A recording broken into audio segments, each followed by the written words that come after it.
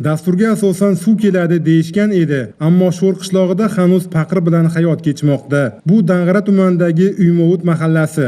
Aholi hali ham suvni uzoqdan tashib ichmoqda.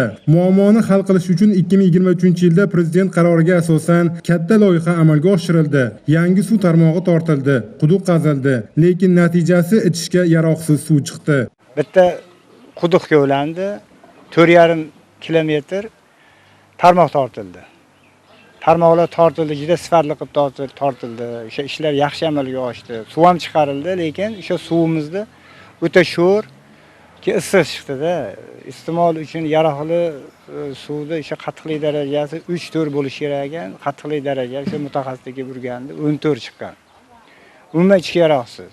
Aholi savol bilan qolgan. Qachon ichishga yaroqli suv keladi? Bu savolga javob izlab buyurtmachi tashkilot Qurilish va uy-joy kommunal xizmat ko'rsatish vazirligi suv ta'minoti va oqova suv obyektlari qurilishi bo'yicha Injiniring davlat unitar korxonasi Farg'ona viloyati hududiy boshqarmasi mutasaddilari bilan bog'landik. Intervyu berishdan qochgan rahbarlarning aytishicha, dastlab gidrogeologik xulosa olingan, ishlar bajarilgan, pirovardida ichishga yaroqsiz suv chiqqan. Bu bo'yicha xulosa bergan tashkilot ustidan huquqni muhofaza qiluvchi idoralarga murojaat qilingan. Masalani viloyat rahbariyati bilan hal qilish choralari ko'rilayotgan ekan. Qurilgan tarmoqda hozircha suv emas, savollar oqayapti. Fuqarolar esa quvurlardan ichishga yaroqli suv oqishidan, masalaga viloyat, respublika darajasidagi rahbarlar e'tibor qaratishidan juda umidvor.